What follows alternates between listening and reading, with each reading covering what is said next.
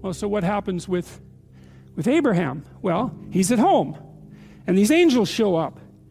Now, we don't know whether they're angels or men precisely, because, well, as this part of the story reads, as the Lord appeared to him in the plains of Mamre, and he sat in the tent door in the heat of the day.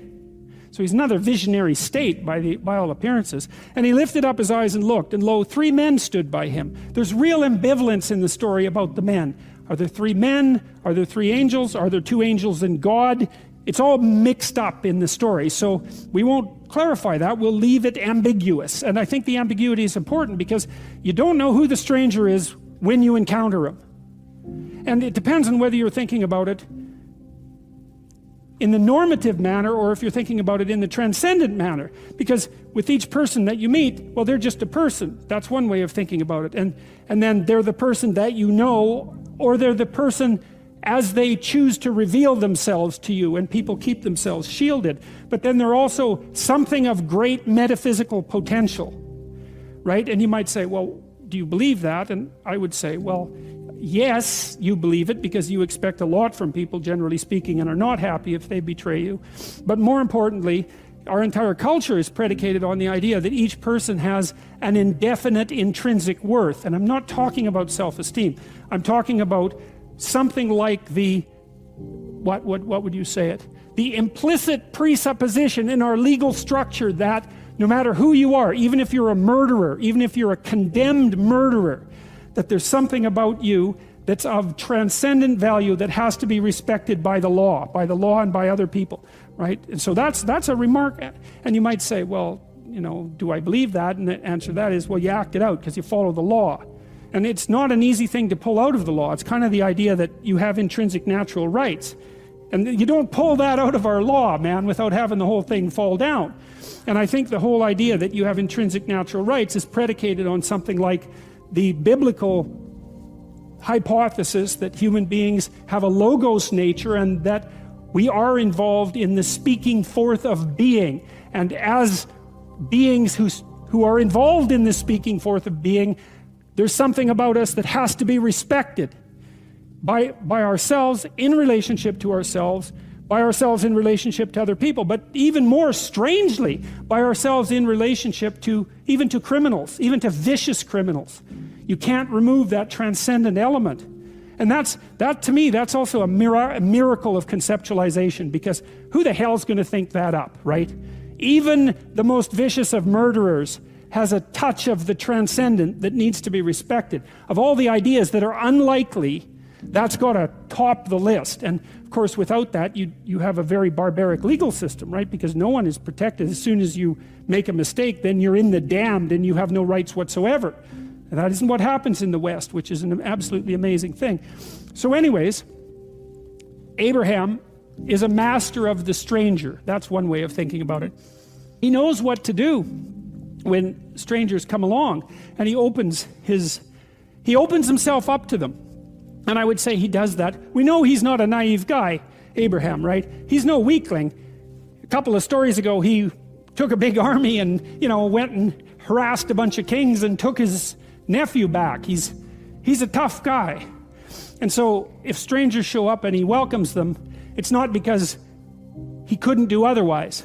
He could certainly do otherwise. And it's not because he isn't aware of what people can be like. He's perfectly aware of what people can be like, but he determines to take a particular attitude towards them, and that is to welcome them.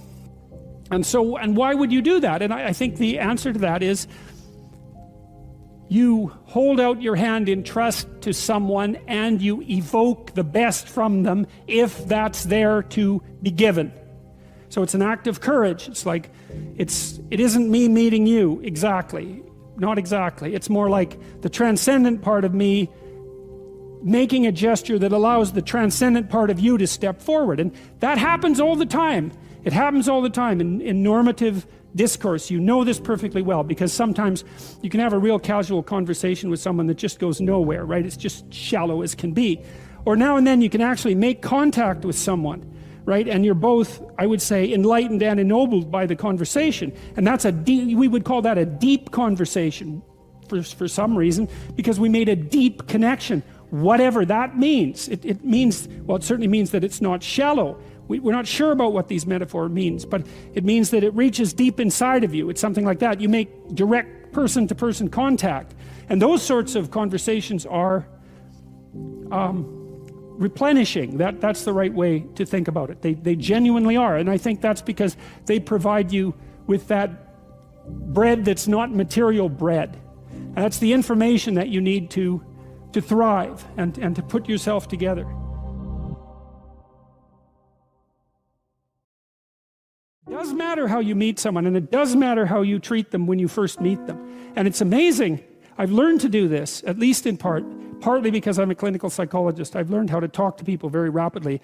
And I have the most amazing adventures with people in cabs and when I travel, because I'll talk to them directly right away, and they'll tell me the wildest stories and show me the craziest things because I'm actually interested in what they have to say.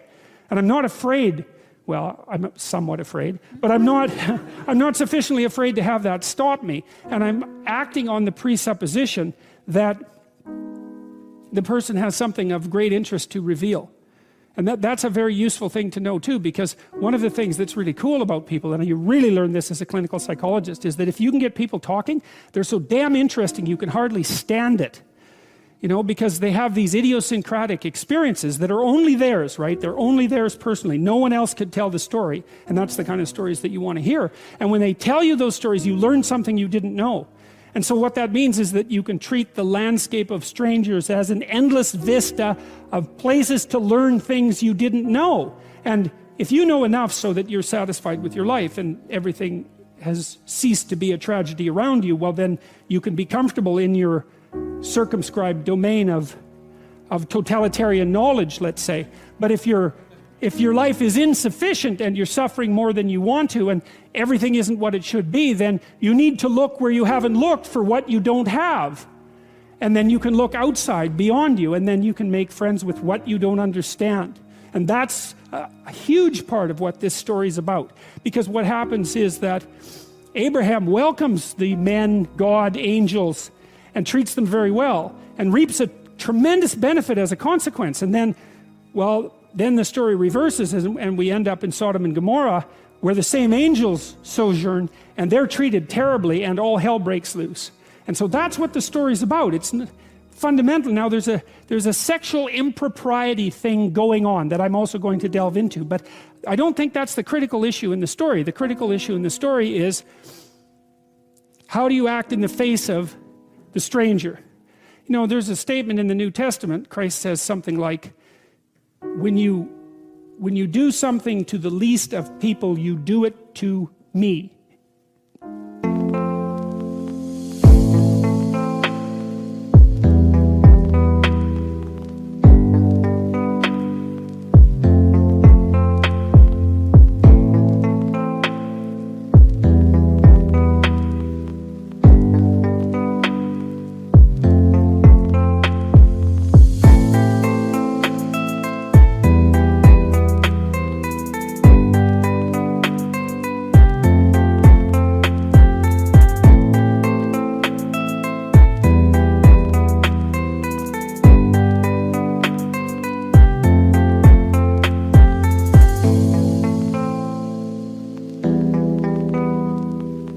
Him, right? And that's a very difficult statement to understand too, but it's something like, it's something reminiscent of the requirement to keep the idea of the transcendent reality of the person in mind at the same time you keep their proximal reality in mind. To have your mind in two places at the same time when you're talking to people. You know, I learned from a friend of mine in Montreal who is very socially sophisticated in some ways. Whenever he went into I always liked going shopping with him. And whenever he went into a store and he talked and he had an interaction with a clerk, the first thing he would do is have an interaction with the clerk. You know, he wouldn't have an interaction with the role of the clerk. He'd like look at the person, sort of take stock of the fact that they were there, and then ask them something genuine about their job or their store or how they were doing, like go into a conversation right away. And he didn't get personal about it because that can be intrusive, right? You have to be very sophisticated to do this. But he did indicate to the person that he was there, at least in part, for the good that could be done between them. It's something like that. And then the person would be ridiculously helpful. And so then, you know, if people mistreat you, you see this with antisocial kids. It's a very tragic thing to see, because if you're an antisocial child, by the time you're about 4, you're very hostile and distrustful to people. And so you're like a growling puppy. And if you're a growling puppy, you tend not to get petted, you're more likely to get kicked. And if you're a growling puppy and you get kicked, then you have even more reason to growl. And that's sort of the story of antisocial kids. If they're not well socialized by the time they're 4, and they're more on the aggressive side, then they alienate themselves from the community, and all they get is rejection. Well, and then they look at the rejection and they think, well, to hell with humanity, you know? And no wonder they think that. But the part of the catastrophe is that they get what they evoke. And I'm not saying it's their fault precisely, but it doesn't...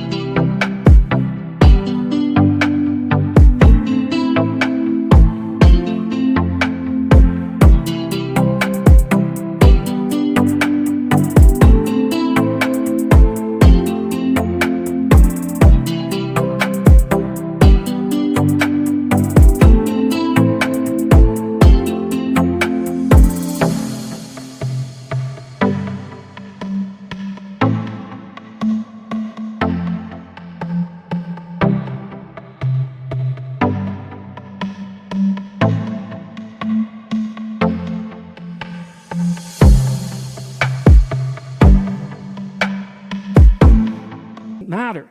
That's still what happens. And so you might ask yourself, if you're not getting from people what you need, there is some possibility that you're not approaching, especially if this happens to you repeatedly across people, and this is a virtual certainty. If it happens to you repeatedly across people, especially if you have the same bad experience with people, it's not them, it's you. I would say 3 is the limit. If something happens to you once, you write it off. If it happens to you twice, it's like you open your eyes, but you write it off. But if it happens to you 3 times, it's probably you. Or it's the rest of the world. Better it's you, because you're not going to change the rest of the world.